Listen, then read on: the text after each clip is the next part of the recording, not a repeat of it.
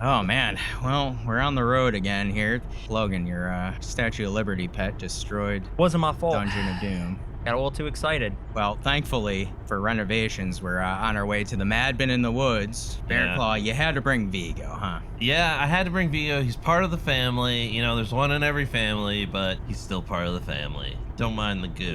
I hate Vigo. But don't worry, guys. You know, we're going to the Mad Bin. We're taking this road trip. You got Bearclaw behind the wheel. They also, you know, sometimes they call me the wheelman. Come on, damn it.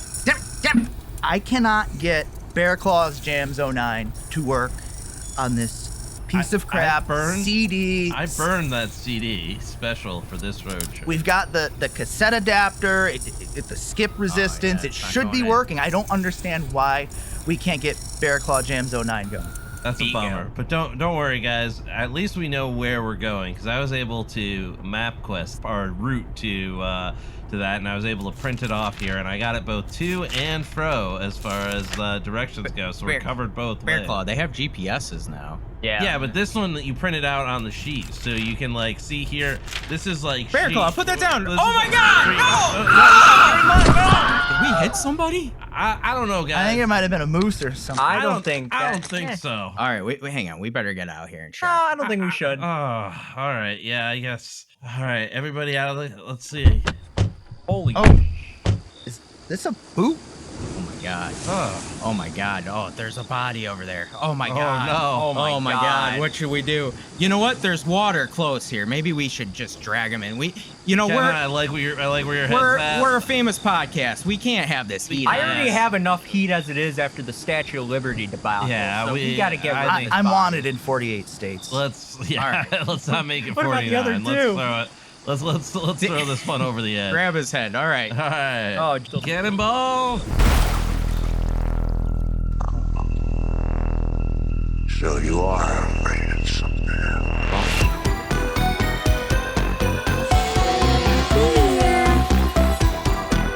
We all go a little mad sometimes. You don't know what death is. Be afraid. Be very afraid. Welcome to the Summer of Madness. We are the Mouths of Madness, your new favorite podcast for horror movie reviews. We're coming to you live tonight from the Mad Bin in the Woods. This is our episode 40 on the 1997 I Know What You Did Last Summer. My name is Kevin, and let me introduce you to the other members of Madness. First, we have Dan. Dan, what are you doing over there? Again, I'm looking for snacks in this Mad Bin. Like, you once again have gone all out. But did anybody else get these letters? Yeah. Yeah. Addressed. hell? I got one that's addressed to me. Did you guys get one? I got one too. Yeah, I did too. God damn it. This is Billy again. Dan, open yours up. What's it say here? I just thought this was from the Airbnb. I didn't. Maybe it is. Fan mail. I know what you did last summer. It just says shark. He's gone. Good. I didn't do anything like to the shark. The shark ate me. The fucking shark ate me. Oh We my all God. saw it. And past you. Oh my God. Oh my God. I was there. It was terrible. Apparently somebody else was there. Bearclaw, what does yours say? Hold on. I know what you did last summer. What did I do? I didn't do anything. know I damn mean, well what you- you know, there was the firework incident, but In the feel arrow like- incident. I feel like, yeah, in the arrow, there was a couple of incidents, but you know. All in good fun, though. Yeah, that was all just, you know, part of. Oh, We signed the no, this is contract. not good fun, though. The crow makeup. What's going on? Dude, What are you wearing, man? are you dressed up like the fucking crow? We're gonna talk about the crow makeup. Oh no. I can't, Bearclaw. Kevin. I can't have that. They're getting gonna out, they're gonna guys. have they're gonna I- reveal your secret. They're like like people know me for my hatred of the crow. Tight leather. Oh my goodness. And my love. They actually got a picture of you with the letter too. Oh my God, there's a Wow. Polaroid in there. I can't have this get Oh out. my Are you guys. wearing God. assless Guys, chaps in that can't, picture? It can't rain every day, guys. Oh my God. If this gets out, it will. I have to It bury will rain this. every day. Logan, what's yours say there? What do you got? God, I swear to God, if this is more fan mail from Billy, I'm gonna lose it.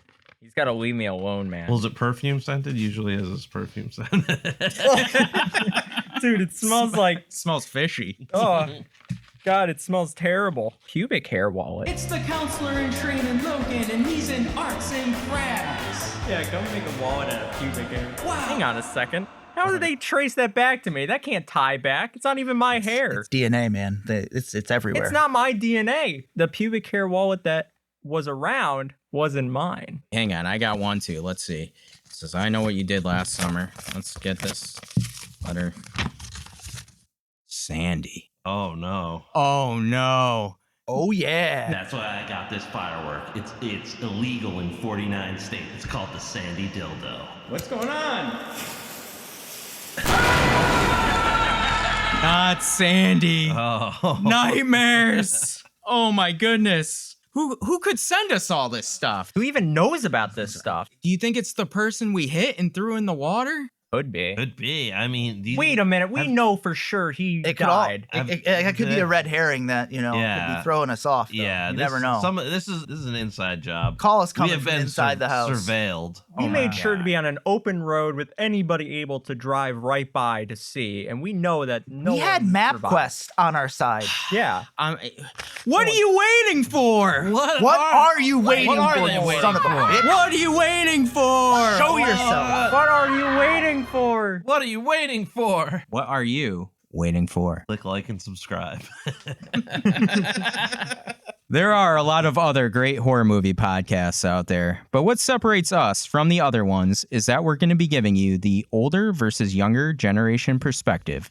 Myself, Dan, and Bearclaw were all born in the 1980s, while my son Logan was born in the early 2000s. So this is the clash of the generations. Without any further ado, grab your fisherman slicker, pull up a chair, hold on to your straitjacket tight, and let's dive into the madness. We watched I Know What You Did Last Summer from 1997. It was directed by Jim Gillespie. It was written by Kevin Williamson, best known for Dawson's Creek, right? Of course. Naturally. We talked a little bit about him before in our episode 22 because he also wrote Scream. Yeah. Even though Scream came out the prior year, he wrote I Know What You Did Last Summer before Scream. Interesting. That makes sense. The script was not picked up. That also makes sense.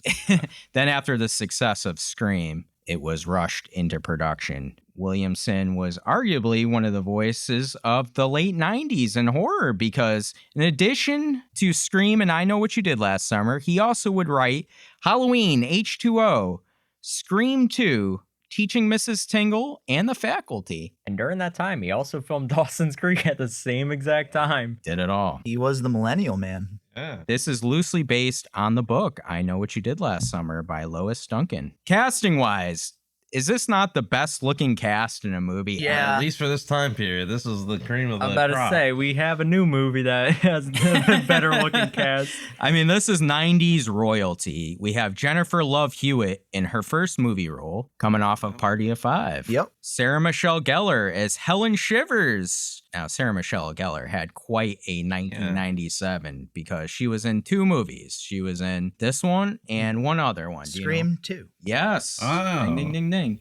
And she also starred in her own TV series. Buffy. Yes. Buffy the Vampire Slayer. You know me. A lot of big fans out there. I of love Buffy. Yeah, Logan too. Really? I love Buffy. It's one of my favorite shows. So like the original or like the movie? The original show, yeah. I don't. With Sarah Michelle Gellar. Yeah. Oh, okay. Not the I didn't Kirstie really- Alley movie. Okay, here's the thing. I didn't really care for the show. It was just whenever Sarah Michelle Gellar showed up that I was like, It's like Charmed. yes, it is exactly like Charmed. We have Dude, every single time I'd just be like, oh, man. we have Freddie Prinze Jr. as Ray. He would go on to marry Sarah Michelle Gellar, but they first met on this movie, Oh. And they also starred together in another movie. Scooby-Doo. Weren't they also? There's a couple of Scooby-Doo movies, In what? isn't there? They No. did two together. And then we have Ryan Phillippe as Barry, and he had an iconic role a few years later in the movie Cruel Intentions. That's what Along with Sarah That was Michelle like Gellar. 2 years Yeah. later, right? 1999. How many years later was that movie? 2 2 years. years, Yeah, yeah, 1999. And Sarah Michelle Gellar is also in that too. Yeah. That was not That was a interesting movie. I'll fuck your brains out. You can put it anywhere. A couple other casting in here. We have Johnny Galecki. This was after the time he had played David from Roseanne, and a couple years before your favorite, Dan, Leonard in Big Bang Theory. Big Bang Theory. Can't wait to talk about his death. Same here, Dan. One more. We have Bridgette Wilson as Elsa. Do you know who she's best known for? She was. Veronica Veronica Vaughn. Yeah. I knew I recognized her from like a Billy Madison, And, right? and Veronica Vaughn? Sonya from Mortal Kombat. Oh, Yeah. When we watched this movie, Dan was like, Sonya from Mortal Kombat. I was like, yes. I was going to do you one better. She was also in Last Action Hero. Yeah.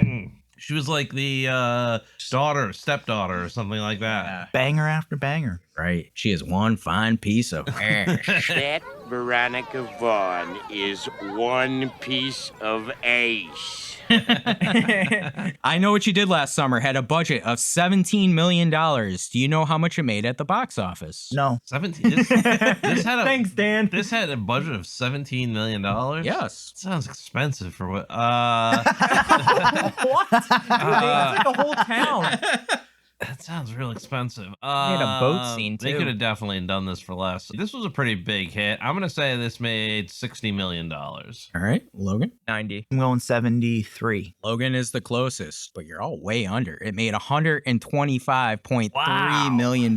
When did it come out again? 1997. What month? July, I believe. There it is. That's why summer blockbuster. Summer like time movies are like guaranteed to make more money. Currently on Rotten Tomatoes, I Know What You Did Last Summer has a 48% critic score and a 41% audience score. So not very I was gonna say positive. that doesn't match up with the financials, but all right. Well, our good buddy Roger Ebert, Love this movie. he gave this Better one yet, 1 I out love of it. 4 stars. What the hell? He said the best shot in this film is the first one. Not a good sign. Yeah. With the rock and roll opening, yeah, I kind of see his point with this one. Let's give you our overall thoughts on I Know What You Did Last Summer. Dan, start us off. I think of this franchise as the little sibling to the Scream franchise. Both are, as you mentioned, written by Kevin Williamson, so they definitely have the same DNA, but they don't have the same traits. Like, I Know What You Did Last Summer, it's like, it's this nostalgic thing. You're like, yeah, I know what you did last summer. And then you turn it on and Type O Negative starts playing and you're like, it's I Know What You Did Last Summer.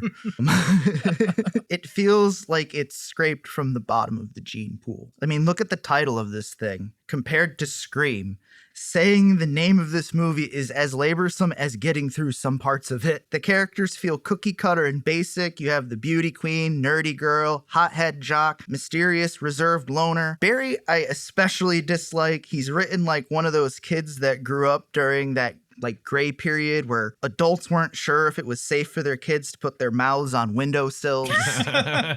Like, he's just so fucking keyed up and aggro all the time. Like every dude like built like him. That's just He gets taken out very easily without very little of an inconvenience to the fisherman. The characters, like, they suck for making me like want to care whether they live or die. I lean more towards the latter, not even out of intense hatred for them, but because if they're all dead, that means the movie should be over. Yeah. That was my opening thought. Bearclaw, this is your first watch, right? This is my very first watch. I was kind of hoping for a little bit more nostalgia for this movie, but I didn't really ever watch it or think about this movie. This movie had never really enticed me in any way. I mean, I was always a little curious, but I Know What You Did Last Summer curious, I guess. But like, so I went into this movie completely blind. I watched it one time through, and then I watched it another time through.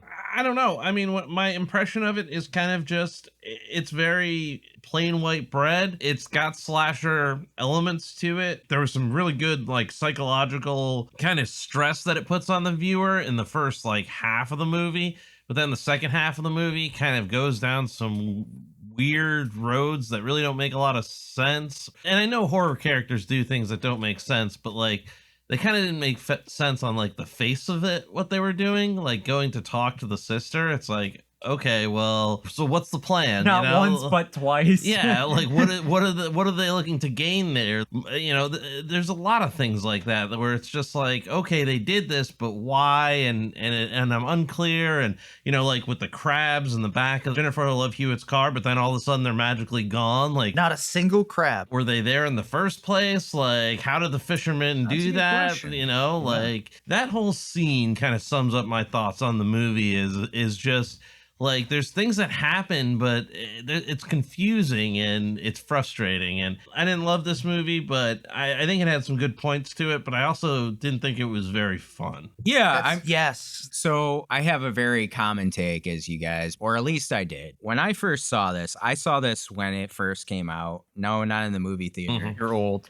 I was a little too young to go see this in the movie theater, but I remember renting it from Blockbuster Video. I had just gotten into horror movies a few years prior, and it was like one of those things where, you know, what was in wasn't necessarily cool to me, and there wasn't really much horror at that time. So I was really into like the earlier stuff, you know, obviously Halloween and stuff. When I saw Scream, I was like, this is special. This is big. Yeah. This is something different. Scream was special. Yeah, it was something I waited for. When I watched I Know What You Did Last Summer, I thought it was kind of in the shadow of Scream. Like, I didn't really like it that much. I thought it was bland and it was trying to capitalize on some of the Scream things. I remember vividly being like pretty disappointed in watching it at the time. And I was like, you know, to your points, like I didn't find it fun and I like didn't find characters that I liked and things like that. I hadn't seen it in a while because I haven't gone back to it many times because I think I've had similar watches since that watch. And the other thing about this movie too is you don't see a lot of content about it, like Scream and stuff like that. Sometimes there's like, well, what was their motivation? Or there's like, you know, people want to talk about it a lot, and I really didn't see that with this movie. So juxtaposed as to my watch a few nights ago, and I watched this with Logan, I gotta say, man, I really enjoyed this watch of this movie. All because of me. Well, no, some of it was for sure, but I think a lot of it was I kind of lost my preconceived notions about it, and because I hadn't remembered much about the movie.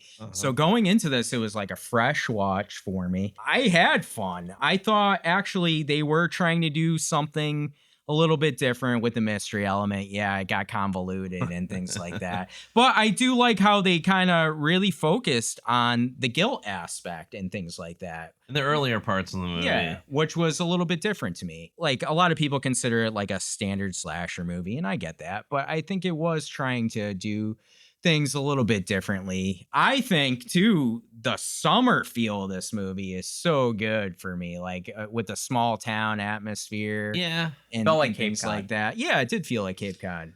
And that's some of the things I really liked on this watch. I did like watching it with Logan because it was fun, like seeing his reactions to things. And I had forgotten things, so watching it was cool. Logan, this is your first watch of I Know What You Did Last Summer. What are your thoughts? Yeah, I mean, going into it, I kind of based it on like, okay, this is a summer slasher. So let me get myself like excited to like really see that. And I think they did it pretty good. Like I felt like everything was kind of like to the expectations a lot. Like I was expecting a lot of it to be exactly like how it played out. Like there wasn't anything that totally took me by surprise. Like a couple stuff like, you know, the fish town being a surprise for me and the boat scene, like that whole stuff. Like I didn't really see that coming. But like other than that, like pretty much everything came to like the par of like what I saw for like a summer slasher. With like scenery and like environment and everything else, like especially when it came to like I knew the bear like stuff, like I knew they were getting letters and stuff like that. Like so going into the movie, I had those expectations. I don't want to say they overexceeded. I think they just exceeded, or they kind of like I felt like it was okay, but it didn't like totally take me by surprise. But I still really enjoyed the movie. I think like it definitely did keep me enthralled and it didn't lose like it on pacing or anything like that. I think it was like a good watch for me.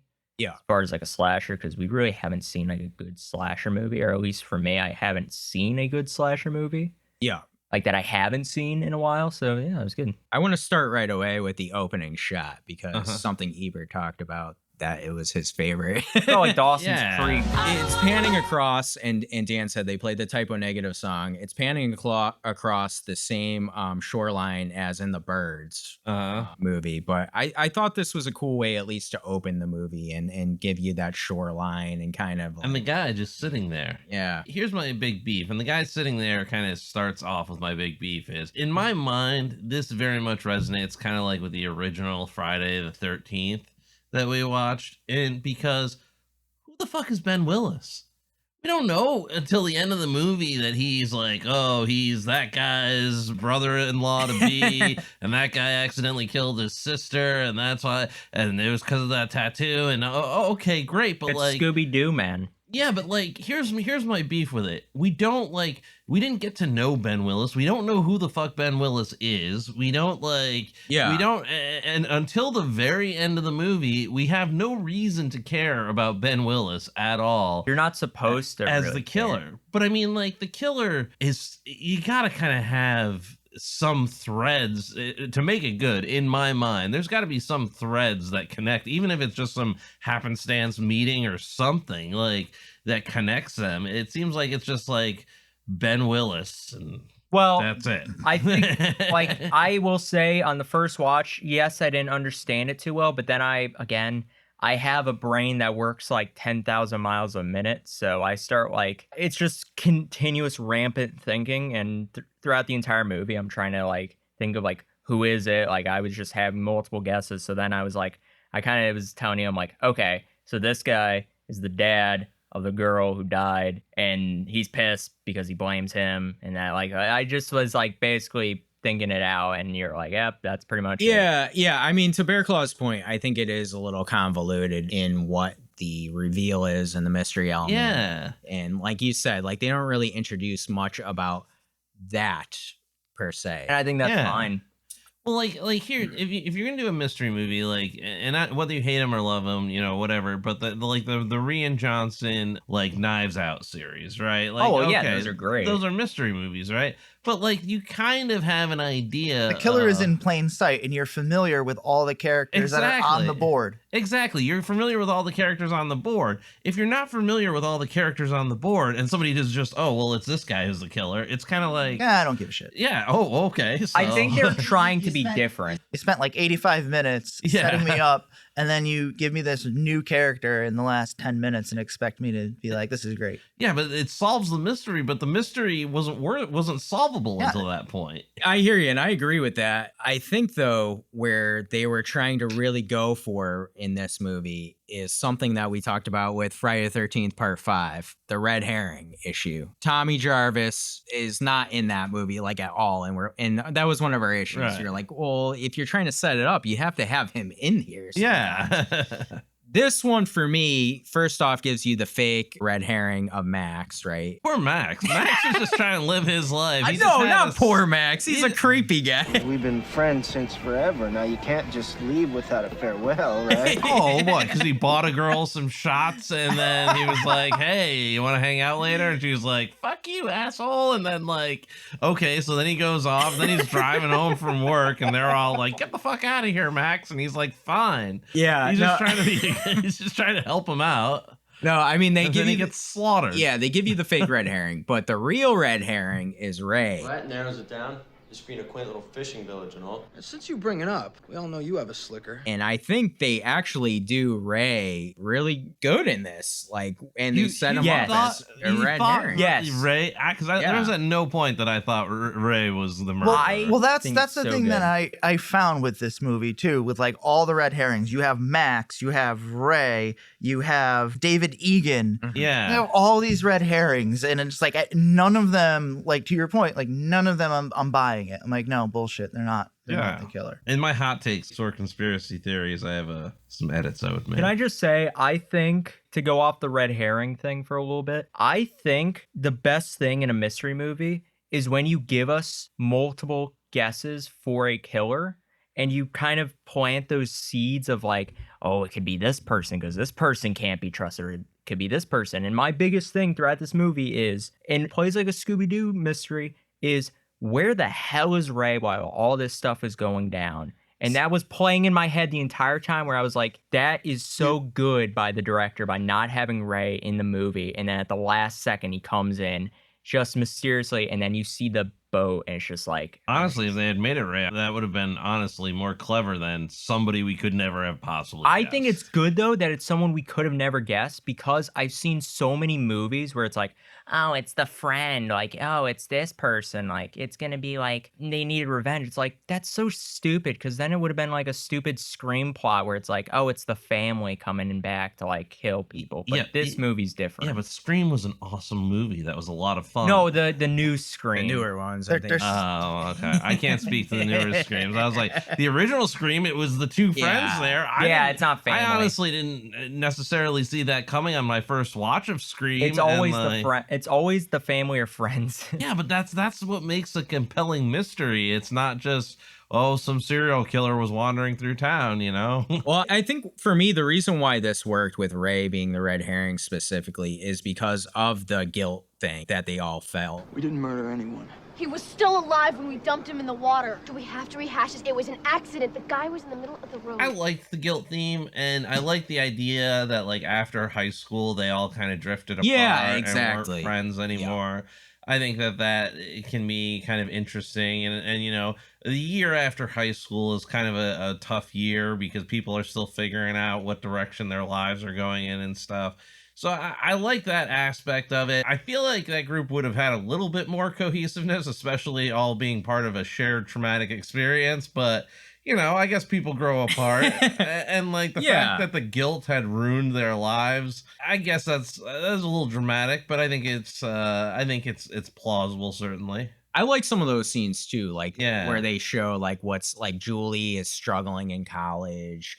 You know, Ray hasn't gone off to New York. Barry's still an asshole. Yeah. Helen is working at her family's shop. Like, I like that sort of thing because it seems very plausible that that's what would have happened. I liked the fact that, like, I can't even begin to imagine how stressful that would be. Like, you threw a body into the ocean, and if it's never found, you're fine. But if it is found, you're in such deep doo-doo, not only for it happening, but for the cover-up. Like, you're in too deep at that point. Well, they go to put him in the water, and he grabs Helen's crown. He's alive. Like, at that point, wouldn't they have been like, oh, sir, let's... They're just like, shove him in the water. Like, they're already pot committed. Yeah, they're committed. That felt kind of like Scary Movie to me where I'm like, wait a minute, the dude's still alive. Yeah, right. I'm still alive. I'm not dead. Yeah. He says he's not dead. Yes, he is. I'm not. That Monty Python sketch. I'll take a walk today. Put him in the water. I got to ask you all a big question. If you're in this situation, what are you doing? Call the cops. Tell them it wasn't my fault. Bottom of the ocean. Going in. Dan? I'm going secrecy with Bearclaw to the grave. Nah. Yeah, I don't know if you know about take this to our grave. I don't know if you know about our justice system. I'll blame you. I'll blame you for it.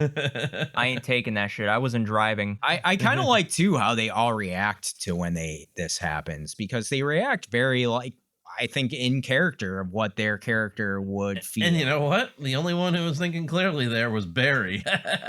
I'm going to say something pretty controversial. What? He's my favorite character in this movie. He's definitely... Well, he's the only one with personality. Yeah. He's the only one that really kind of stands out. He's got a pretty clear, like, understanding of the situation and tactically how it's going to go down. The guy's already dead.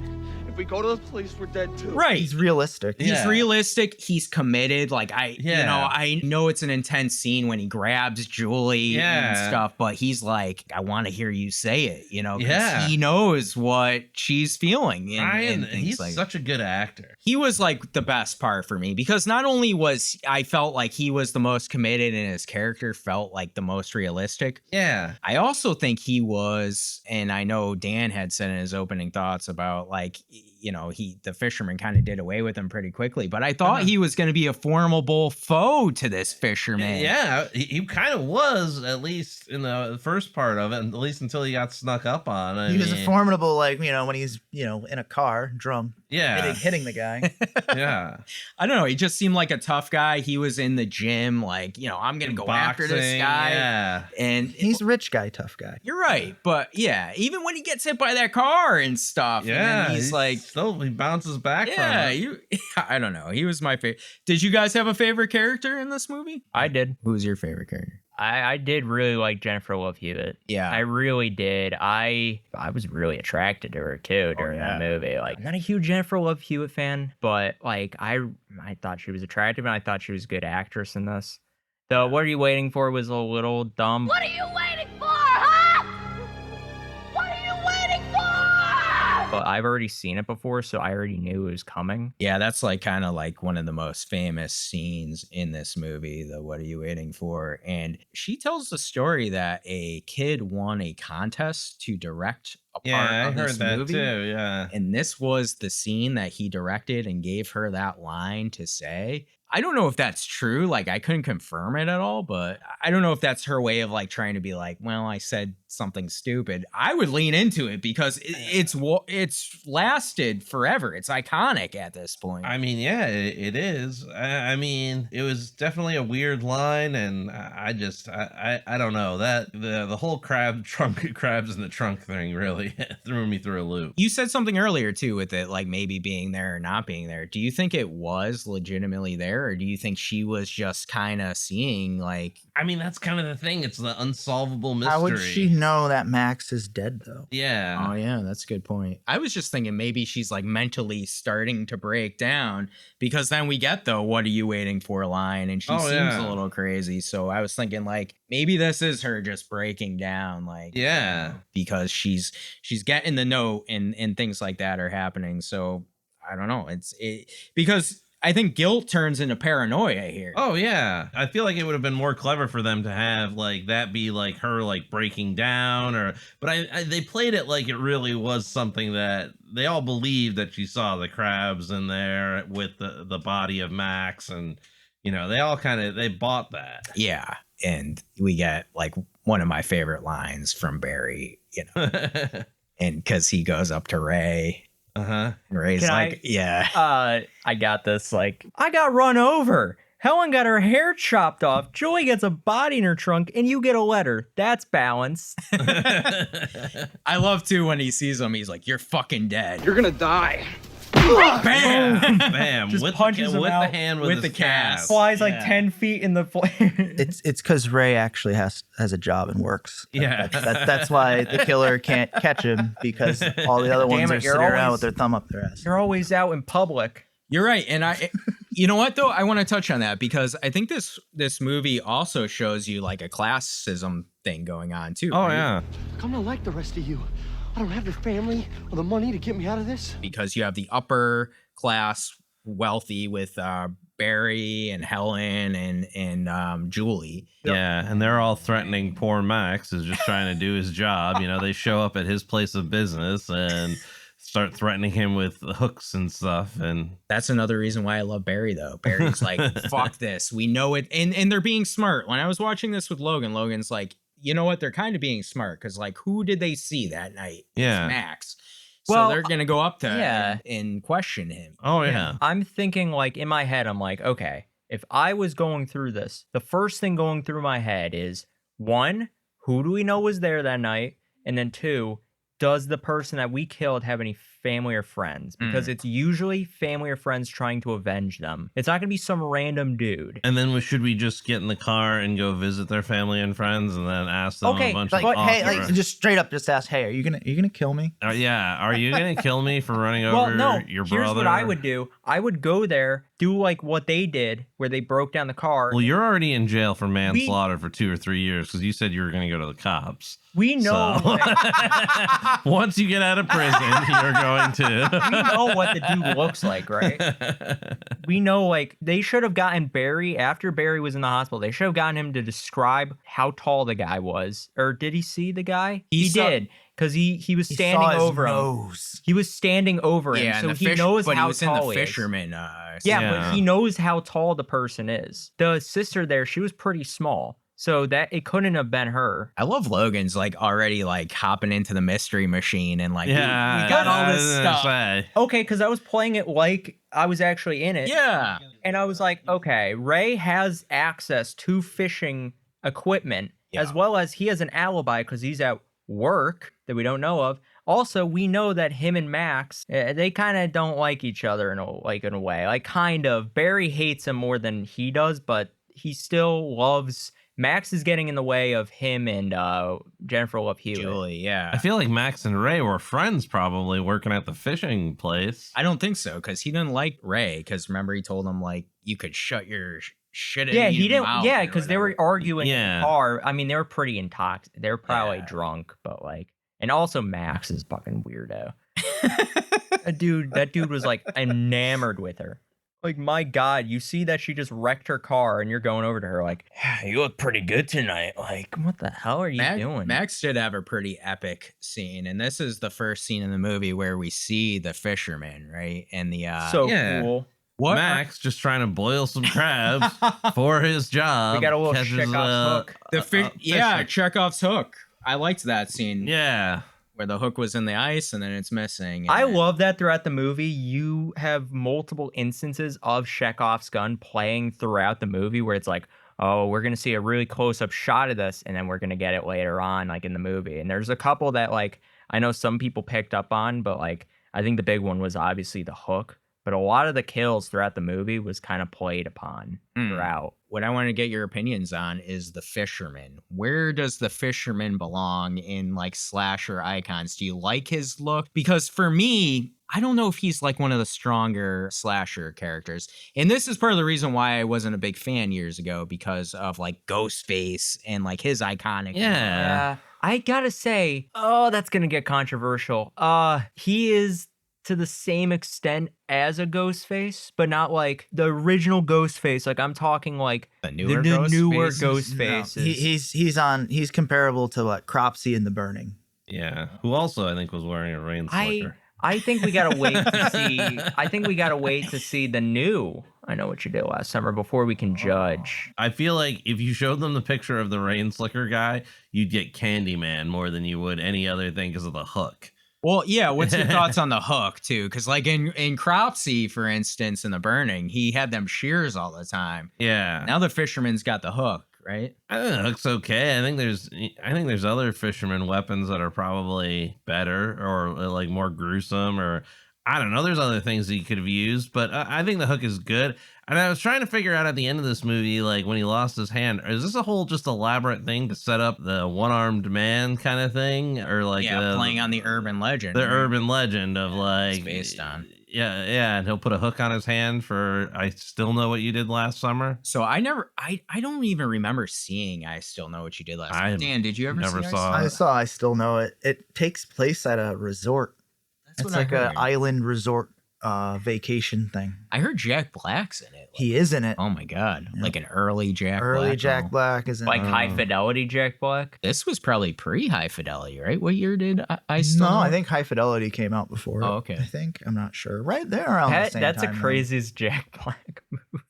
High Fidelity? Yeah, because he kind of plays himself in a way. This was 3 years before High Fidelity. High Fidelity is 2000. What about I Still Know What You Did Last Summer? It came out in 98. It came out a year after this. Oh, then High Fidelity came out in 2000. Dang, they did this like right after, huh? The sequel. They're like, we can't waste any $120 million. time. So they were definitely making another one. They were like, right as that movie came out, they're like, oh, God damn, we got to make another one right now. This is around when movie studios were like, okay, so this movie has no artistic direction. But how does everybody feel about money here? Yeah, money sounds good. It's like Gremlins 2. That was legit, like from like 97 to like 2010. It was like the model of movies, it felt like. It's like the money. Transformers movies where they're like, oh man, this performed really well. Let's make another one. What I want to talk about is one of my favorite scenes in the movie, which is when Helen goes back to her house and the fisherman comes in the house Yeah, that's the creepiest part of the That is, like, the fisherman, best as you part see of the him movie. walking around. But it's like, you're really not going to hear somebody in boots and a rain slicker. You were saying that during the movie. You're like giving out because you're like, oh, Old man. colonial house like that. You're telling me Yeah. that shit don't creak? What I love is the scene where she's about to go up the stairs, but we see him. Round. Yeah. Yeah. Just the timing of that. Yeah, that's scary, man, for me. Like someone's in your And house like that. one of the things that I noticed that they avoided doing, which was strange to me that they avoided this because it's worked so well in other horror movies, is they never went to killer POV. Yeah, you're right. They Like they yeah. do with like Halloween, or it's almost like they deliberately avoided. Yeah, that. you're right. They didn't. It would have been a good shot, like in the closet. Yeah, or whatever. like him looking out at the closet, or No. We could have got a little nudity, which is what this movie lacks, too. I disagree with that. Oh, actually. okay. I don't think we should have seen a perspective if we don't know who the killer is. If it was someone like Ray, then yes, that's fine because we already know who Ray is. But because we don't know who the killer is, we shouldn't see their perspective. I don't know. I think Black Christmas it worked. And we never It saw worked Billy. in Friday I the don't- 13th. I Yeah. don't think. There's a No. lot of precedents where you didn't know who the killer was, and we still saw their POV. I think it's different with this. I gotta go to the bathroom real quick. Man on the street, Logan. Dun, dun, dun, dun, dun, dun. Hello, and I'm Logan. I'm out here. We have just seen the worst of the worst. I Know What You Did Last Summer is hitting the streets, and people are bringing their fish hooks. We got people dressing up in all kinds of fish coats and stuff. Bearclaw, how do you feel about all this? Well, right now I'm quite hungry. Really been into the seafood scene down here in, what was this, North Carolina that we're at here? Could be anywhere in this. Could be anywhere. Could be but, Alaska. Just really enjoying some of the lovely crab here, and I do primarily the human interest pieces, so I'm not really sure what all this fish hook stuff is about. But Logan, back to you on the fish hooks. Man, I don't know, man. It's getting crazy out here. Wait a minute, who's that out there? Oh my God. Oh my God, he's got a fish hook. What's he gonna do to me? He's got a rain slicker too. Oh wait, Bearclaw, get out of here. He's just one of the. Wait a minute, that's just old man Jenkins. Yeah, it's just some old man. Let's pin him to the ground and make him real scared, like they do in this movie. That poor old man. That poor old man was just. He was like, "Oh, I'm gonna be festive today and wear my old fishing rain slicker, and just really celebrate the 4th." And then next thing you know, What do you think he smelled like in there? low tide, low tide. The things like you had talked about earlier with Anne Heche's character being the sister of Talk about underutilizing somebody too. Anne Heche, this is the actress, right? She had the, I'm okay with she it. had the funniest scene where they're in the car and it's like this unnecessary jump scare. She's like, hey! Hey! You forgot your cigarettes. You forgot your cigarettes. Yes. Oh my God. Cinema. I think every sister was kind of underutilized because also Sarah Also, Michelle yeah. Gellar's sister, I mean, she had a couple good lines Is little Miss Croaker getting sauteed tonight? by her berating her sister. She got murked pretty easily. Dude, that was crazy with her Barely getting inconvenience. carried by Yeah, I love that scene where the hook was in her and he was like carrying her through. That was really sick. good. Yeah. Yeah, that looks really good. Going back to David Egan's sister, Anne Heche, those were always my least favorite scenes in the movie because they just felt out of place. It almost felt like going to like the Texas Chainsaw Massacre house. Well, it's like for a it's like second. what are we doing? You got to give your character some type of plausible goal. Like, are they trying to find out a piece of information? They even try and like riff on themselves, I think. Don't you think we should have some sort of a plan? Angela Lansbury always had a plan. There's some type of like where they're like Angela Lansbury always had ass a if she plan. had any more fame. It's like, well, what's your plan, man? Like, you're gonna go to Anne Heche, you're gonna be like, hey, we killed your brother, so who's trying to kill us now? Like, how does that end? Yeah, I mean, I think they were just looking for any clues. This is a plot device to get to the Billy Blue situation. Yeah. Because the friend Billy Blue came, and then later on, it's like Ray's boat is named Billy Blue. So it's like trying to sell you as the audience on the idea like, oh shit, Ray is the killer. And I thought it was good. I just didn't know that you needed to do that with the sister and all that stuff. There had to be an easier way to do it. Yeah, I think that was like the big thing that really. What if like the fisherman killer, like he was the captain of Billy Blue, was the captain of Ray's boat, and like they had introduced him a couple of times. Yeah. They knew him. I and gotcha. He was just kind of a good guy kind of thing, and like he was like he had employed Ray, and like he had taken like a part in each of their lives, like a positive role in each of their lives in some way, shape, Yeah, but or he's not a form. good person. He's an asshole, and that's Right, why but I mean, like he him. kills them ultimately. But I mean, like, then he would have been involved in the story somehow, other than just getting hit and us not knowing who he is, and then him being the killer. You're kind of turning me to Logan's side. I don't think we need that. Okay, my only thing is, But then what's the point of having the mystery? Why not just have them just standing on the dock and see him roll by and What be would you like, rather "I'm coming them for you, do? assholes!" Like that's like Michael Myers. Michael Myers isn't hiding. I just think it was a nice, simple story, and then they complicated it with this bullshit. Or what if they like recognized him when they hit him, and then all of a sudden they started seeing him all around town, and it was him, and You and could know that like way, they were for like, sure. "Oh yeah, we've seen him. Yeah, we knew him. I can't believe it. Have you been seeing old Ben around too?" Da, da, but da, da, then we wouldn't have gotten the great mystery angle, and we couldn't have gotten the great lines of like listen, Ray. here's my objection there. The great mystery angle. I don't see it as a great mystery. I'm saying angle. like the great stuff with like Ray, like and Billy, or not Ray and Billy. What's the Max. Like Max. you wouldn't have got the red herring issue, which is what they're. The real setup in this movie is trying to get you to believe that Ray is the killer. That's the real setup. Are they totally lost on me on my I think first they're watch. trying to give you like multiple characters that you could have seen as the killer, and then giving you a total like out of left field thing that kind of takes you out and kind of like makes you believe like, oh shit, like this is anything goes now, where it's like there's nothing really like that kind of connects them until you put the pieces together with like all the photos and stuff, and like all the like real like once you start like digging into it. the fisherman man, Ben Willis?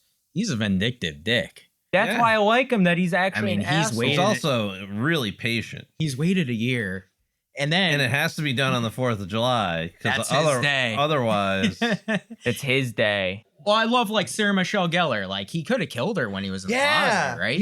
That was my exact. You like the torture thing, yeah. But he wanted to cut her hair. Why did he make coleslaw on Helen's head? Kind of. Yeah, because he's torturing And he them before he kills gave her them. the cut that she is notorious for from like here on out. I like it because it builds up the He fact should have that he's shaved her there. head. I was gonna say he definitely should have shaved her head, but you know, Sarah Michelle Gellar's people were like, "Well, we're just not doing that. So you're gonna give her a cute haircut, and that'll be the end of that." And Can we put her in a skull cap? No. no. We're Well, gonna put her in I a like how the cop is hideous like, he's hat. got Sarah Michelle Gellar in his backseat. He's like, "You ugly hag." Yeah, use the same hook to cut all your hair off. Like, She had like the worst He's hat like, on too. look at your short, stupid haircut. Like, I'm sitting there like, this is the beauty queen of your town, and you're like, oh. Right, a small fishing town. How Yeah. many gorgeous women are there? Yeah. Like Sarah Michelle Gellar. Well, there were a couple. And this brings us to the ending scenes that we get here. First off, we see Barry getting killed in the rafters, right? Yeah. Helen is going to like screaming, going after him. Why are all these people grabbing her? Yeah. They're like, we got to help What the was fisherman. up with that? That would have also been interesting if they were like, we got to get these kids back, and like the whole town was murdered. The whole town was in it. What if it was like an I Am Spartacus thing where it's like we're all the fishermen and they all just like fish hook And them to they're all in slickers. In And they slickers. have a slicker pageant Yeah. instead of a beauty pageant. Yeah, I mean, you get poor Barry's death, and then we get this stupid ass cop who I hate. Yeah, again. This cop is good for nothing. Sarah Michelle Gellar in his backseat. You old hag. 19 years old. Yeah, what's the problem with that, Bearclaw? But this gets us to what I think are like some of the best scenes of her going to her family store. And Yes. This is almost a beat by beat recreation of Halloween, right? Where she's coming from across the house, Michael's chasing her, and she can't get back into the house, and she's like yelling for Tommy. Instead, Helen's yelling for Elsa, with the keys, get the keys. And of course, the back door is open. And so, How the hell are you keeping that back door open in late at night when you're the only one working there? Like, no. Well, it's a small town. Still doesn't matter. I'm locking that back ass door. I'm locking both doors, actually. Small town means, I would say small town is even scarier. You don't know what those people... Small town means there's not a lot of cops. Yeah, you got this one dumbass cop. Yeah, I was like, hold on, I gotta help this guy in the rain slicker. Oh, we're looking for a killer in the rain slicker? Hang on, I got a second job. This guy, I got a good vibe about this guy, though. Well, Bearclaw, like we talked about earlier, everybody in this town's got I don't have time for all this old hag's nonsense and rambling. I'm gonna go help this gentleman I got my other job. I work for AAA. What was a cool scene is Logan and me were watching it. All the bags are on the mannequin heads, and we're looking, and we're like, that one looks like the fisherman slicker. As soon as we say that, boom. Yeah, it was like boom. It was a perfect jump scare. Logan got scared. Because I knew it was him, and I was like, what is he gonna do? And then as soon as I said that, I was like, oh. I was like, holy shit.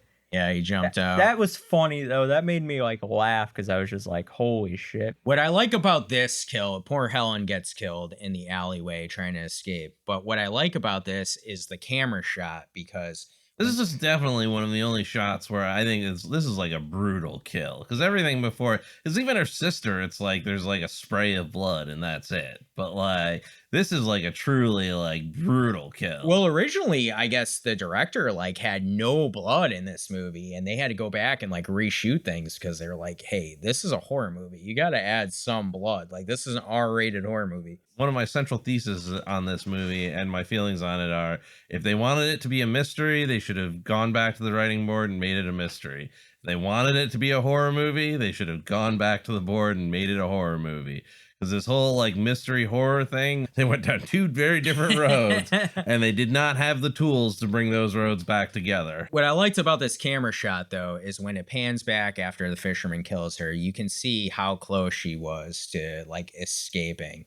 And it gives you that false hope sense, which I thought was a good scene. We get to the big scene at the end with the boat, and the boat end scene was pretty cool. And they actually filmed this on a real boat. And her diving around in the ice pit and stuff. I thought that was all kind of cool. Yeah, that was suspenseful. I thought it was tense. And then Ray, the hero, shows up. Yeah, at first Ray, we're like, oh God, it's Billy Blue, it's the boat. Yeah. And then, so you're like, oh my God. And then that's the moment where I was like, oh man, this is awesome. And then that happens and I'm like, oh, that's still cool. I was just I was a little disappointed that it didn't work like I wanted to, but I was like, it's fine because it was not what I expected. And that's why I liked it, because I didn't want something to be exactly as I predicted it to be. So if it was Ray, what would your thoughts be on it? Do you think it would have been just too... If they explained it well. Too easy? I think it would have... I honestly would think it would have been better. I don't know. Your movie has a mystery aspect to it, but it's an unsolvable mystery. Then it's not really a mystery. Then it's... You don't have the information. You know what I mean? There's no possible way that you could have known... Oh, it was the girl's brother, or it was the girl's father that the guy killed at the edge of the cliff, and he felt so bad. It's you could have never known that without exposition. That doesn't happen until over an hour into the movie. And by then they're like, oh, it's clearly that guy. And it's okay, but what have we been doing up until this point? Yeah, I got you. I think it could have played out good if it was Ray, but I think adding this, like Logan said, for me, it was something that was a little unpredictable, which in the end I kind of liked. And what I really liked is they kind of set up a sequel idea. Now, obviously, I haven't seen the sequel, but I think that was kind of a cool way to go, And then at the very end, you get that jump scene, kind of a la Friday the 13th, no? You don't like it, Dan? Yeah, that was dumb. That was really dumb. I think they could have just ended it with you go in, you turn the shower on. You don't check to see if there's somebody waiting in the shower. You left the shower room for a split second, and somebody mysteriously just sneaks in. And they had time to write on the write you a little note, and then you didn't see them in behind their black slipper reading that letter, slick suit. Just outline of that just isn't sitting in the glass shower for you, Just morally, I want to say that this movie is it's a very moral movie in that there's not a lot of blood and gore. There's no nudity. There's no. Sorry to disappoint. Yeah, you're really just morally, giving me a list of reasons why I don't like this movie. You're giving me reasons why I like this movie. This is no Terrifier. No, that is true. I don't want gore. I think though there's a balance. Like you could have done a little bit more for sure, and I think that's some of the issues I have in this movie. Because I don't think it's perfect by any means, and I think like if you did just a little bit extra with some of these things, I think you could have kind of made it work a little bit better, especially for the convoluted mystery. I'm really curious now, and before this movie I wasn't curious about this, but now I'm really curious to see what they did with the new one. and how they changed things or didn't change things. That's what I would be really curious to see. About the new one that's coming out? The one that's coming out, yeah. They're doing it much like in the same vein as Halloween and Scream. They're making it like prequel. Yeah, like legacy character type stuff. Plus Madeline Klein. I thought they were remaking it. No. No. Okay. Well, my curiosity has dissipated. I don't. You're welcome. You're welcome. Yeah. Thank you. I gave no shits about them. I give less shits about their kids. I think for every horror movie, I try to go in blind. I think like when you're going to see a new horror movie, especially in like the last 2 years, I've really went to horror movies. I've kind of like wanted to go in blind. For the new one, I've only seen like the first trailer. Other than that, I've seen nothing really else. I'm expecting a slasher, and that's what it will be. It doesn't have to be good as long as it's a slasher movie. I think as long as it's fun, I think that will be the important thing. Like this movie, I think kind of gives you like a blueprint to work off, and like we talked about, there are things you can improve on. So it has a lot of potential. Yeah, if they improve on those things, then even if they improve on things, then it's gonna be that much more, I think, better, and you can go from there. Yeah, I think there's a lot of ways this movie could have gone. As I finished my second watch of the movie, I was like, okay, if you had given me this script, here's the different roads I would have taken. They could have cut all the sister scenes, and that would have been good for me. Yeah. That was so unnecessary to keep on going back to the sister house, because you already know she ain't the killer, and you already know, like, it's pretty much guaranteed that you say anything more, she's going to start getting suspicious. Because she was already getting suspicious as it was. Like, because she was like, your car just magically started up. Well, so you got this car started, didn't you? Yeah. Even when they first arrived, she was like, I don't know. This seems weird. Yeah, it seemed out of place. I don't know. Again, you'd have to change that to kind of tie, because all that was trying to tie in Ray as being the red herring. So you just have to rework that. But it's possible. And he just didn't want Jennifer Love Hewitt's character to know he was seeing he was seeing Anne Heche on the side there. Like, oh yeah.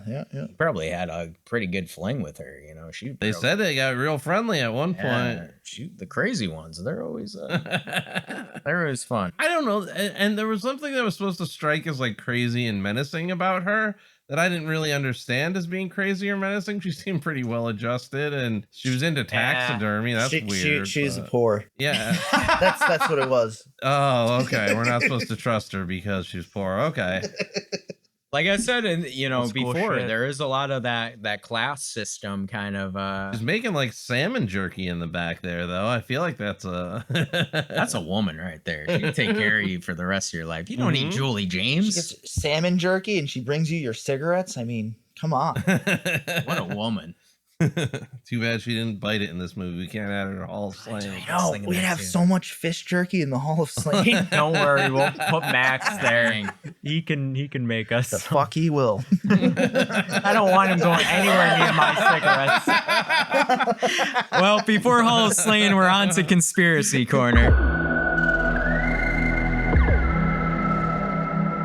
Does anyone have any conspiracies? My conspiracy is this movie didn't happen. that Jennifer Love Hewitt is actually the fisherman. It's not necessarily conspiracy. Maybe it's more of how I think this movie would have been better. I think you could have made Jennifer Love Hewitt, like, her guilt like drove her insane, and she was like an A+ student, and they don't reveal it to the end, but she was like an A+ student, but like the guilt like drove her insane, and like they actually did kill him, and he went to the bottom of the ocean, and he never came back, but like she had like some type of split personality or something like that, and like they could have played a psycho angle. So and, she like, was going to be the like a killer? fan Is that what fiction. you're saying? right. Yeah, Like you frame Ray as like the guy Oh. who everybody thinks is the killer, Man, but that's effed it's actually Jennifer Love Hewitt. Oh my God. And she's just lost it, and maybe she's wearing like stilts or something, so she looks taller. I don't know. That's so F to just like, you broke up with this dude and then a year later, You're blaming him. That's Oh yeah, exactly. But like the guilt like racked her so much. Bro, that, what if that's like, the new movie? Yeah, and like there could even be scenes where like she's trying to get away, but it's not really her getting away. It's like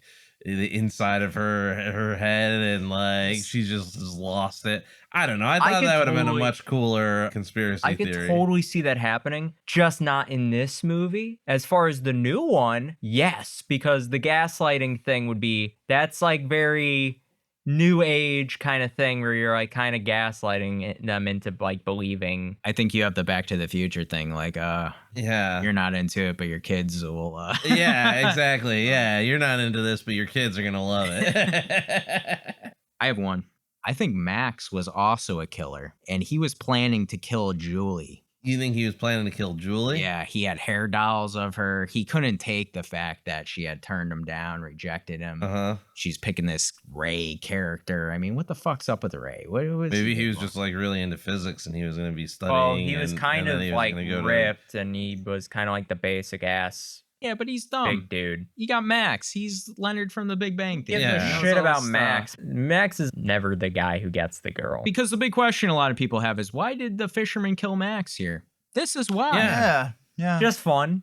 No, the fisherman knew. He was doing all this recon for a year. He knew Max was a killer, and he was going to go kill Julie. So instead, he was like, Oh, "Fuck so he was this." protecting Julie. Well, he was Not like, protecting. He's like, that's mine. right. You stay the fuck away. Right. I'm gonna make sure you come to a permanent end, so you don't go anywhere near my prize. Or he saw the two of them fighting. Like, what's the? So he saw the careful contemplation in Matt's eyes as he was boiling crabs and knew that.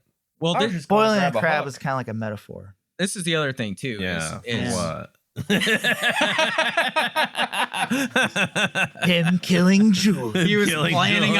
on putting her in the pots. In the boiling. Yeah, okay. And this is why he let Barry live, because Barry fucked up Max, and he was like, you know what? I don't know, man. I kind of like this guy. Well, although he hit me, so then fuck him. Well, he let him live because it wasn't the 4th of July, right? I guess you're right. All right. Well. Because if it wasn't the 4th of July, then... Well, here's the other thing on Max. Max died, right? No one talked about it. Like, where's Max? And they didn't even kill him on the 4th of July. They killed Yeah. him before that. Like, where is he? No friends, no family. Max was a killer. He was a loner. He was a creep. I'm sticking to it. I'm going to be a Max apologist. He's just a guy trying to make his way in the world. He's a fisherman, just trying to work hard. Like He had a hair doll.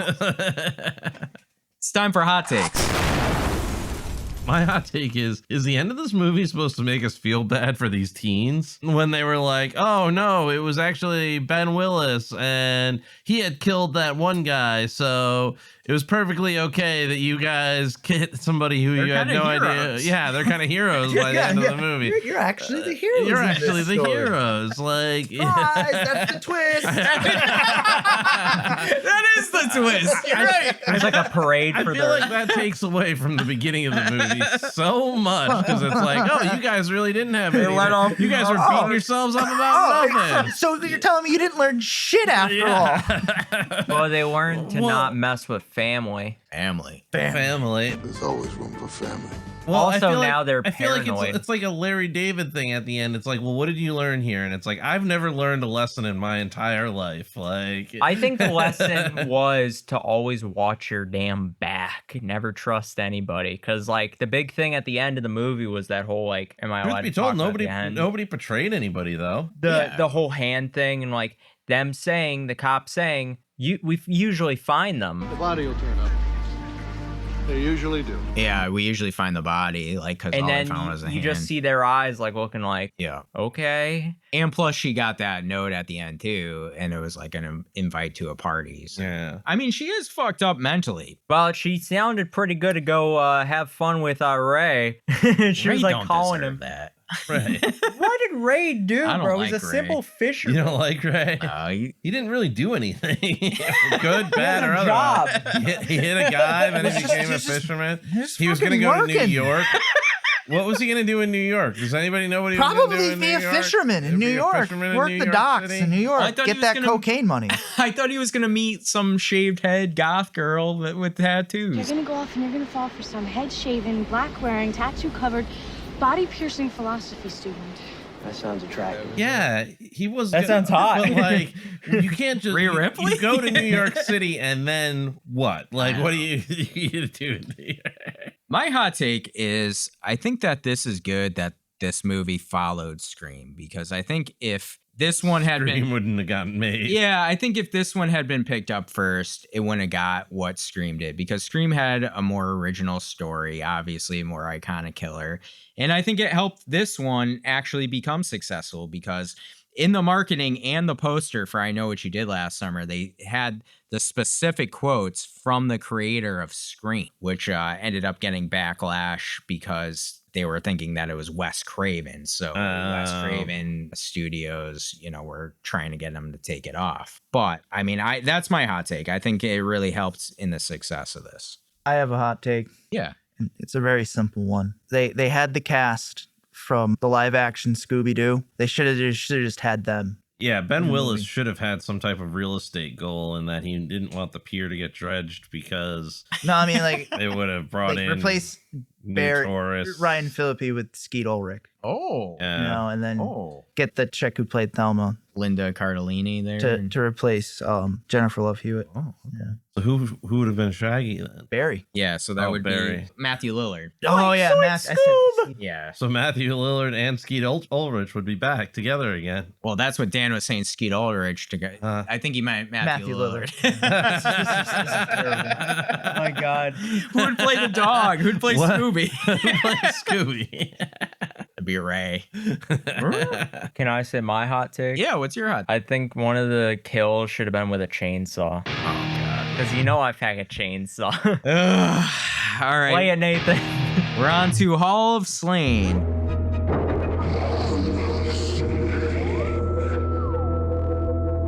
Our Hall of Slain are characters that have died in the movies that we watch that would help us get through and survive a horror movie, because we are the final girl. Are there any characters from I Know What You Did Last Summer that you would like to nominate into the Hall of Slain? I would like to nominate the sister from the store, Elsa, because she could help us study. No. She don't lock her back doors. She don't lock her back doors. Get her the hell out. She doesn't. Did you hear what lock her- Bearclaw said? She can help us study. She also knows kung fu. She also knows kung fu. I want to bring her in. No, she didn't lock her back door. Some would say that's a good thing. Oh. Whoa! Dan, you gotta escalate. Oh my God! Take a bow, sir. No, you can take your I'll take a leave. victory lap. That was a good one. You can take your victory lap and get the hell out. We could have Buffy the Vampire Slayer in the Hall of Slain. We got to bring Helen Shivers in. I What think did she Helen do? Shivers. She would be our beauty queen. She didn't even notice someone in the closet. No. Mrs. Mac?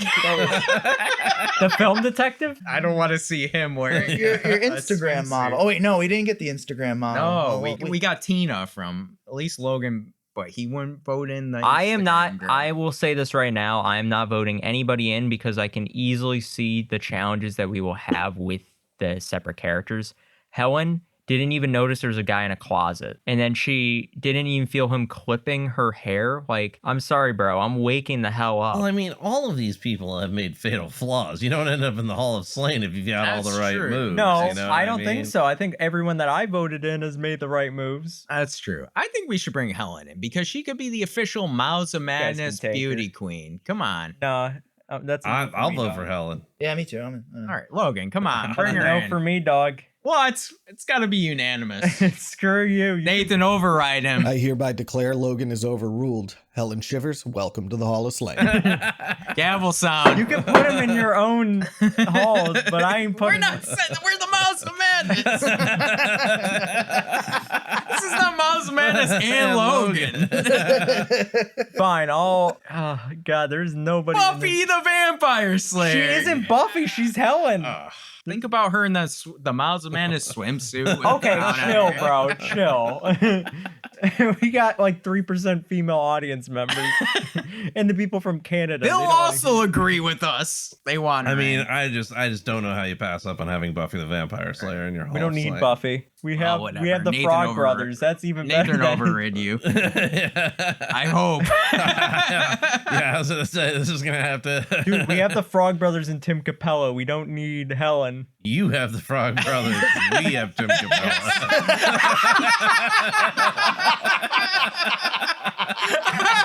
I'm connected. Our halls are now you want to come Now in. you're on it. What is this, an annex? I'm not split off from you guys. You're off the island. It's time for hook, line, and stinker.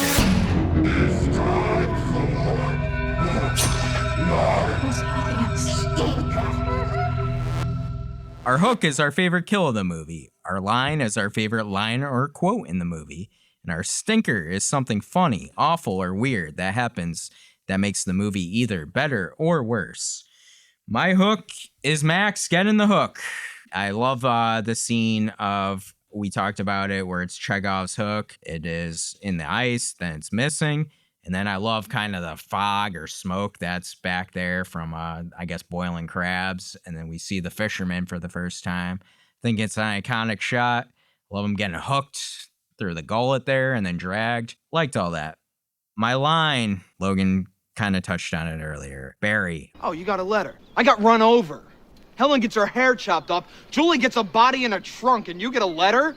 That's balanced. That's balanced. I just love that. Barry is my boy in this. He's an asshole, but a lovable asshole. And he looks good in his little white, white rich boy right sweaters. I'm sad that Ryan Phillippe hasn't been more because he was a really good actor and he was really good in that movie Way of the Gun. Did you guys ever see that? Was that with Benicio del Toro? Yeah, with Benicio del Toro. Like he plays like a real badass in that movie, and it's one of my favorite insults of all time. you better shut your mouth or I'll start your head. Like, I remember that. Holy shit. Yeah, well, I don't know about him coming back. Oh, why did he do something bad? I think he had like some domestic abuse, rumors. Allegations. Oh, okay. That might have derailed his. I didn't know any of that, but I could be wrong. My stinker is kind of what we touched on a lot in this episode. The mystery and the killer angle are a bit convoluted. The Anne Heche scenes in particular are my stinker. Like I didn't like them. I think she did the best that she could with them. No, Anne Heche is great. It's not that. Like they're all good. I mean, it just felt unnecessary, and they felt different than the movie. It felt weird and out of place. Yeah. So that's my stinker. Dan, how about you? My hook is Max's death.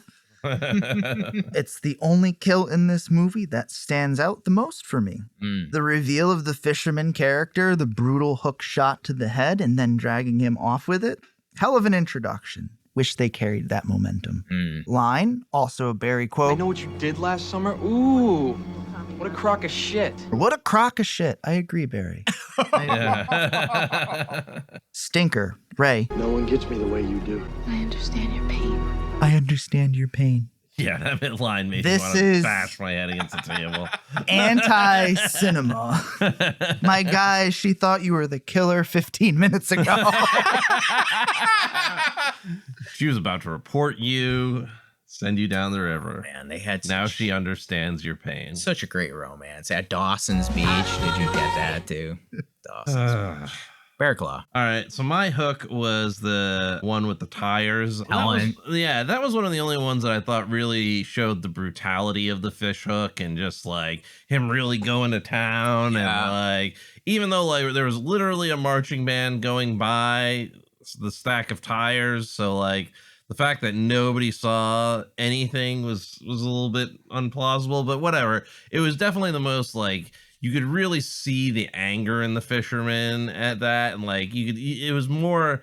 It gave that scene in my mind gave the killer more color than most of the rest of the movie. I have 2 lines. I have Helen. What happened between us? We used to be best friends.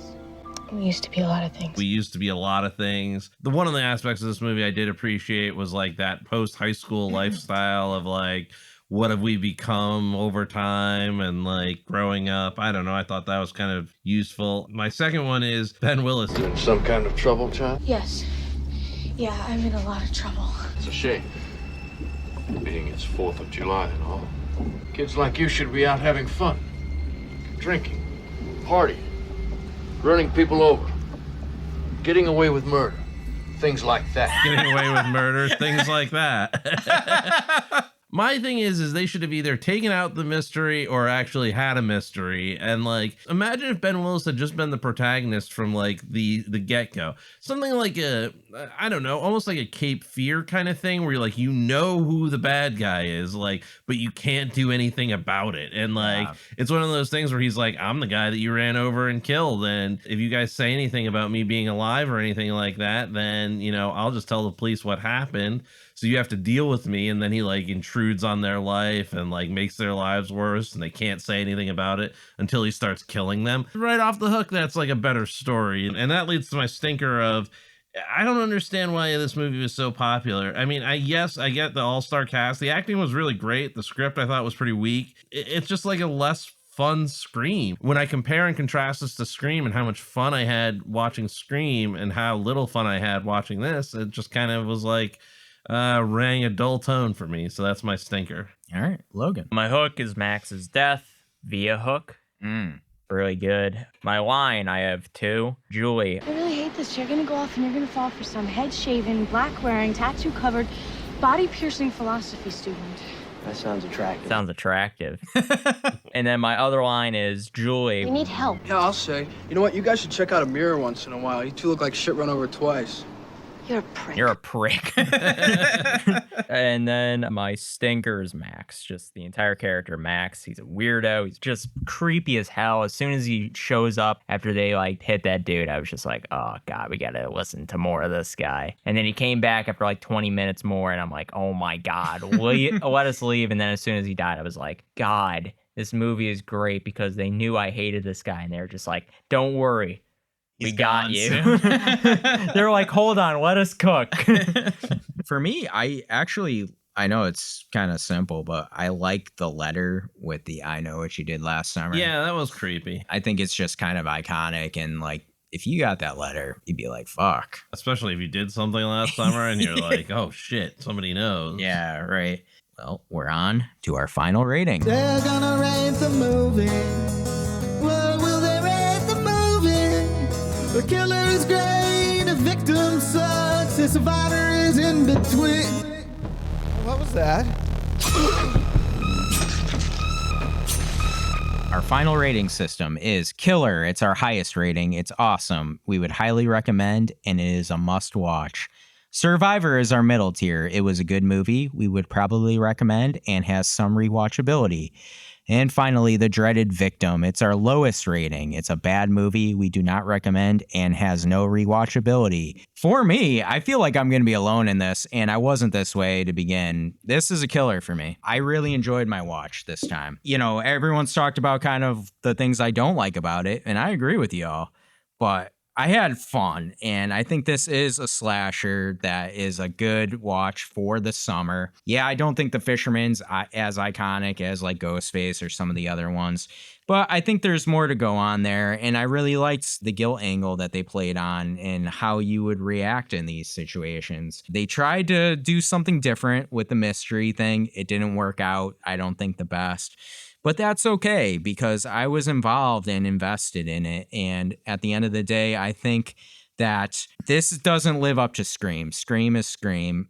And this is I Know What You Did Last Summer. And that's okay. I think I Know What You Did Last Summer should be kind of considered up there in one of the best horror movies of the late 90s. And especially because I think it's important. Scream was the first to bring back the genre to a big level. But I think I Know What You Did Last Summer came out and showed the studios and the audience that horror was back. It was like the validation for it all. And I think that's why it's important. So that's why I'm giving it a killer. Dan, how about you? Well, I'm going full heel on this. I'm giving this movie a victim. Oh. There's a much better version of this that's actually fun with good characters that you want to cheer for. There aren't a lot of good kills in this movie either. There isn't enough gore or effects for my ideal slasher flick. And overall, I find The Fisherman to be a weak killer. I feel like this movie rides on the success of Scream and the name Kevin Williams. It helped launch the careers of the main cast, did great with what they had for characters.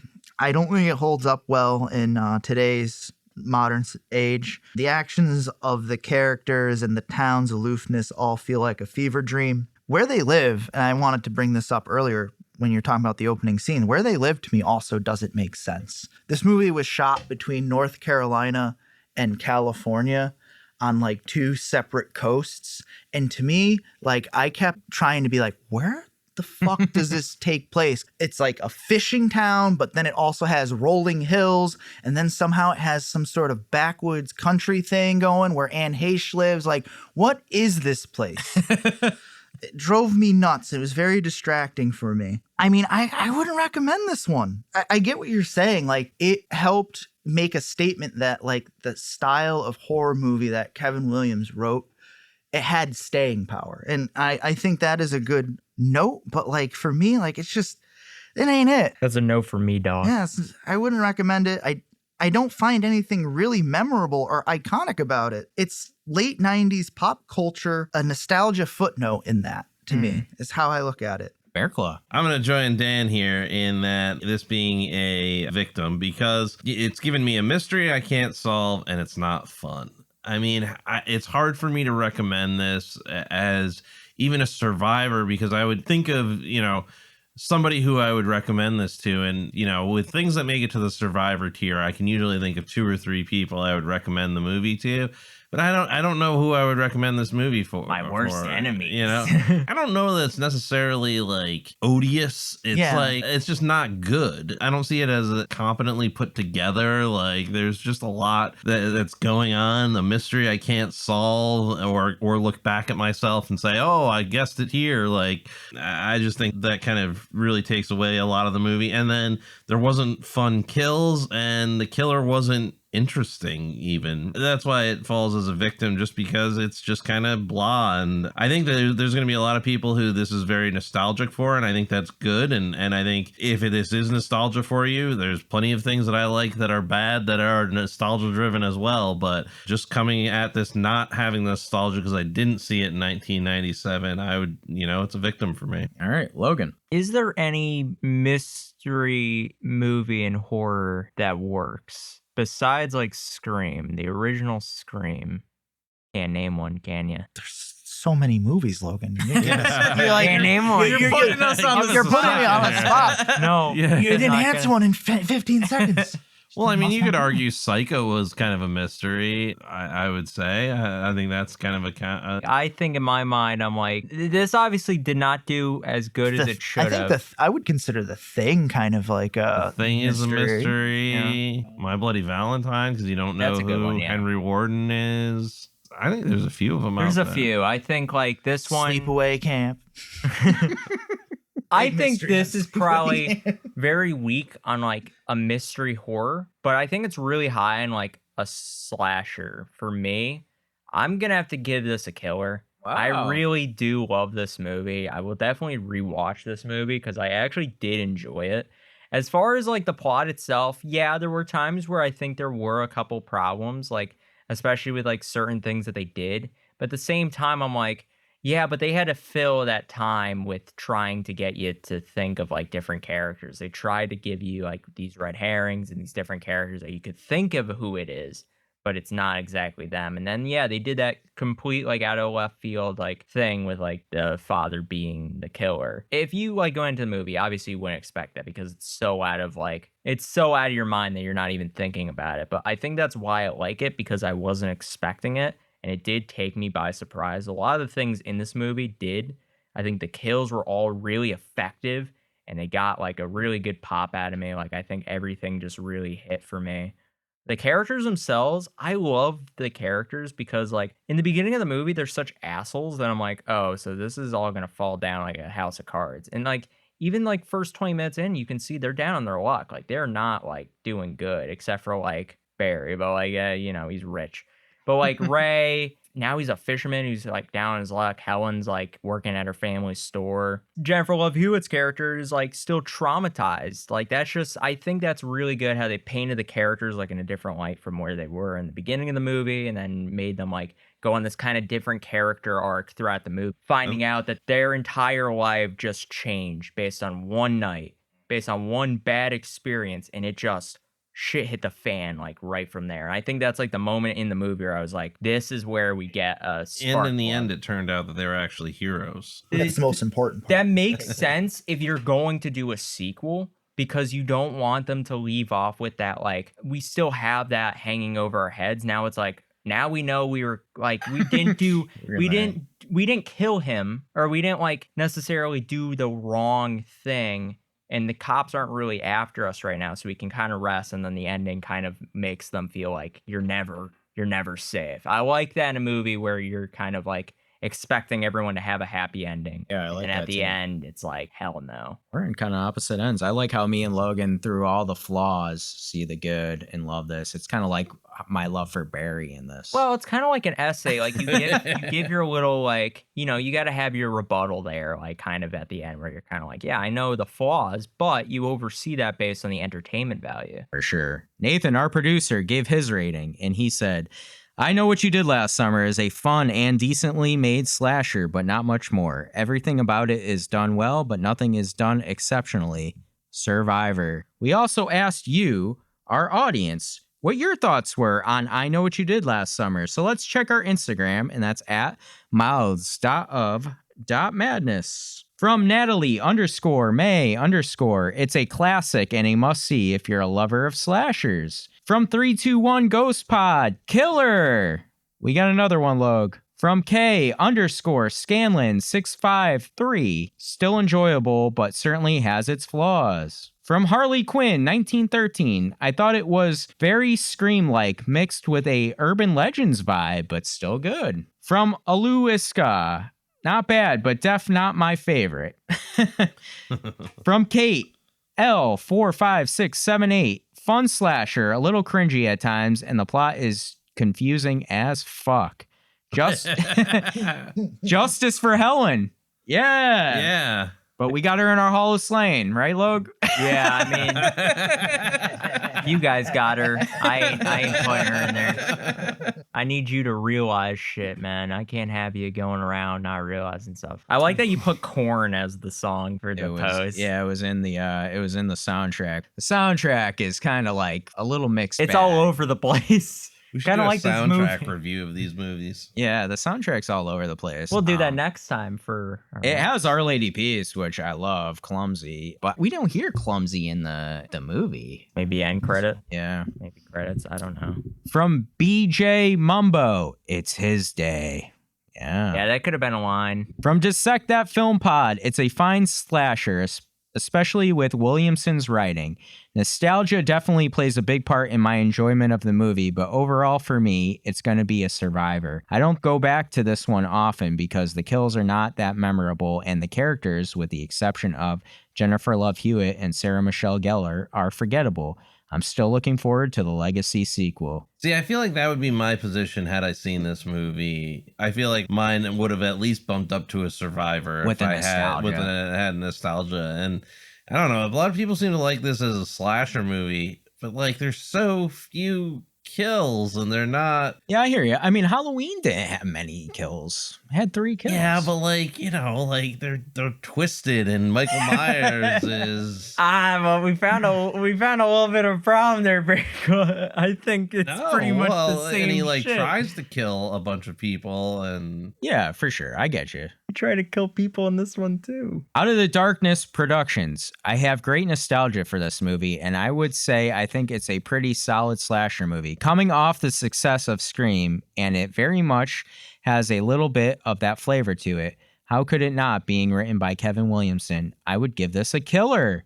Another one, Logan. We're added to the list. Twisted Soulmates Podcast. Killer. Nostalgia every time we watch. Classic 90s slasher. Well, thank you so much for your comments. We really appreciate hearing your thoughts on the movies that we review. Before we end the episode, we want to embrace the madness and let you all know what we've been up to. I just watched Silent Hill for Straight Jacket Talk this past week. It's been a while since I've seen that movie. Have you guys seen that before? Yeah. Is this the one with Sean Bean in it? Yes. Oh, okay. Yeah. I didn't seen it since like 2000. I was gonna say I don't think I saw. I saw it in theaters, I think, but that was the last time, and I had not played the video games by that point, so some of it was very confusing and awkward for me. But yeah, I never played the video games. Also, I've gone down quite the YouTube rabbit hole lately. Oh man. Oh no. Following in our footsteps. I have discovered the holy grail of horror movies. It's called London After Midnight. Have you ever heard about this movie? No. Go on. So it stars Lon Chaney, directed by Todd Browning. It's from 1927, silent film. One of Lon Chaney's last movies, The Man with a Thousand Faces. It was pretty iconic in the fact that Lon Chaney plays dual roles in it. He plays a detective and he plays a character called the Man with the Beaver Hat, which is a very vampire-inspired makeup. This character would become legendary because it would go on to inspire characters like the Babadook. It would go on to inspire characters like the Grabber from The Black Phone. And also, it would inspire the Hatbox Ghost from The Haunted Mansion. What ended up happening is probably nobody alive has seen this film because it got destroyed in a fire at MGM Studios in 1965. All we have left are the stills from the movie and the script. So I went down this big YouTube rabbit hole. Like, people have done AI videos of this. I guess in 2022, Turner Classic Movies put together like the stills with like music and according to the script to try to redo it. But it's considered the holy grail because like it's taken on this, like, it's mythos. Yeah, it's missing. There's a bunch of things like where this film could be now. We're like gonna find somebody it. has it, right? The other big thing with this movie is in 1928, a guy killed a woman and said that the Man with the Beaver Hat from the movie came to him in visions and told him to kill this woman. So it's kind of like one of the first pieces of evidence in history of somebody blaming a horror movie for killing. So it's kind of like, you know, Scream would make it known, you know, like movies create psychopaths or whatever. Yep. But this was like the first case of it happening. And my last bit of knowledge is the contemporary movie poster sold for the highest amount of money any movie poster has ever sold for. It sold for $478,000 to Kirk Hammett of Metallica in 2014. That's like straight out like heart-shaped box. It's crazy stuff. I'll have to check it out. Yeah, go down the rabbit hole. Let me know. And if you're listening out there, if you have any information, let us know. Let me know. paddedroom@outlook.com. Yeah, for sure. Yeah. Or on Instagram. For sure, because I'm into this movie. I would love to find it. If I had endless money, I'd go on a search for this. I told you we should make it happen. Well, they say that there was a ton of movies in Hollywood that there's no original prints for because all the prints, like, it used to be filmed on this very flammable stock. Yeah, for sure. And it went up like a... and that's what happened in this fire. They lost a bunch of other movies too, but this is like the one that's talked about the most. I want to pitch an idea of just finding all the old movies that no one has ever like made a copy of or no one's ever seen again. Well, usually too, like theaters will keep a copy or like, you know, they get it. So there's rumors that it's out there for sure. Dan, how about you? What have you been up to? I completed Succession. Oh. And Squid Game season 3. I binged watched Succession. It took me about a week to get through it. And I was so happy with the outcome because I was texting with Bearclaw about it. Like my predictions as to who is going to end up being like the head of the media firm. And I was right. Like on the first guess. Wow. I was like, wow, they take you for this ride. Yeah. And you never, like 2 or 3 episodes after I said that, I was like, there's no way this character is going to end up doing what I think they're going to do. And then they end up doing it. And I was like, holy shit. Wow. That was great. Love that. And Squid Game season 3 was only like 7 episodes. Took some interesting twists. I was kind of a little let down by the ending. kind of feels like it takes away from the first 2 seasons and what it was supposed to like represent, or what the main character was supposed to represent. And then I know we were talking about this a while ago too, where they're now leaning into a Americanized version of Squid Game. With all the challenges and stuff like that. Yeah, it's like they pick up shop from South Korea and they end up moving to America is kind of where they leave it. And so I think there's going to be more to come. When there's money to be made, yeah, show will be created. That's the way it goes. That's always how it goes, especially with Netflix. Jesus Christ, man. I have been recently diving back into the world of Diablo, which is a fun video game. It's a very horror-themed video game because you're all going through all these dungeons, fighting the beasts of hell. It's kind of a fun game. It was on the PlayStation Pass this month. It was a pretty good one to get, so I've been playing that a little bit, and I've been excited. I played through 2 and through 3, and now I'm on to 4. I haven't played the original, but I guess it's pretty old. So, but yeah, just been working through that and enjoying it. So that's what I've been up to. Logan, what have you been up to? I will say I will agree with Mr. Dan here. I think Squid Game season 3 definitely let me down. I watched that in like couple hours. Like I just wanted to get through it because first episode in, I was already kind of like disappointed. It was all right. Nothing crazy. I kind of expected it to not be great because the last couple shows that kind of finished up, I hated the ending for, and I was kind of expecting it to not go my way, which is fine. Also, that same week-ish, Sandman season 2 came out. I liked it a lot more than season 1, I gotta say. I think Sandman season 2, it surprised me. It was very goofy compared to season 1. Like season 1 took itself very serious, and this season was kind of more goofy and more like, it was more exciting, I think, was what it was, more adventurous. That's why I think like that show is gonna get like really good as it starts to close up shop. And then finally, gotta talk about it. Last Friday, I got it. Day of tickets to Superman Cinema. It was really good, really exciting. Everything I wanted it to be in one complete package. It was like a comic book being like presented to me on screen. It was so fun. You ever have like one of those movies where you come out of like the theater and you're just very happy or kind of like fulfilled? Yeah. And that just like, I just felt very fulfilled like right there and there where I was like, man, that was great. Like I didn't have any notes. I was just like, it was so much fun. Been a long time for me for that feeling. Yeah. That's awesome when you go. We're gonna go see Superman, see if it happens. All I see is Bearclaw has a picture of the man with the beaver hat on his computer. God damn it, Bearclaw, you better not have those dreams. It's freaking me out. Holy God, no wonder he's scared. That's like Danny DeVito Penguin. Yeah. Actually, they said the Penguin also, Danny DeVito Penguin, is based on the shit. It's like the Illuminati. He looks like Jekyll and Hyde presentation too. He does. Yeah, I'm telling you, if you have time, go down the YouTube rabbit hole. Yeah, I'm good. I'm pretty happy right now. I don't also need to kind of has like the Droog, like with the bowler hat.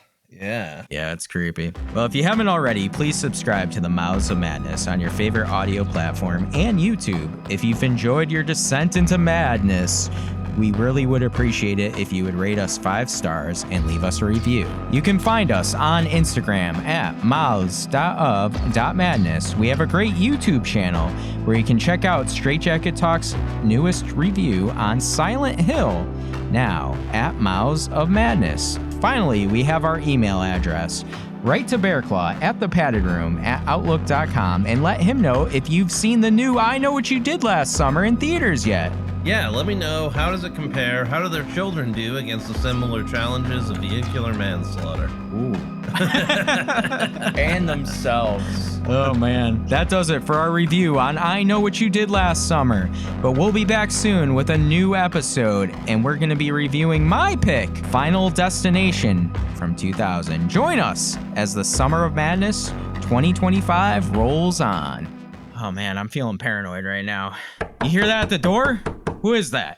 Oh my God. What is that? All right. Jesus, man, I'm Let's already open this. paranoid enough. You open it, Kevin. I'm Yeah, back you here. do it. I'm behind Logan. They know. Oh my God. Oh my God, it's Nathan. Hey guys, how's it going? Nathan, what are you you doing here? Doing it. Wait a minute. Are you the one that knows? Are you the person we hit with our car? Did you write these letters? Well, have you been sending us this information? What's going on? How'd you find out about this? Guys, listen, I'm just here to join the Summer of Madness and give a little bit of exposition about what's going on this episode. Is this really needed? Yes. And no. Yes. And no. So as you know, I'm the editor of this podcast, which means that yes, I know everything, and so does the audience. And even if they didn't, it's all recorded so that they can go back and listen to it. Oh, yeah. Oh, yeah. okay. All right. Yeah. But just to let you know, you did hit the audience with your car. No. Not our audience. We love them. It can't be our audience. It can't be. No. What are you waiting for? What are you waiting for?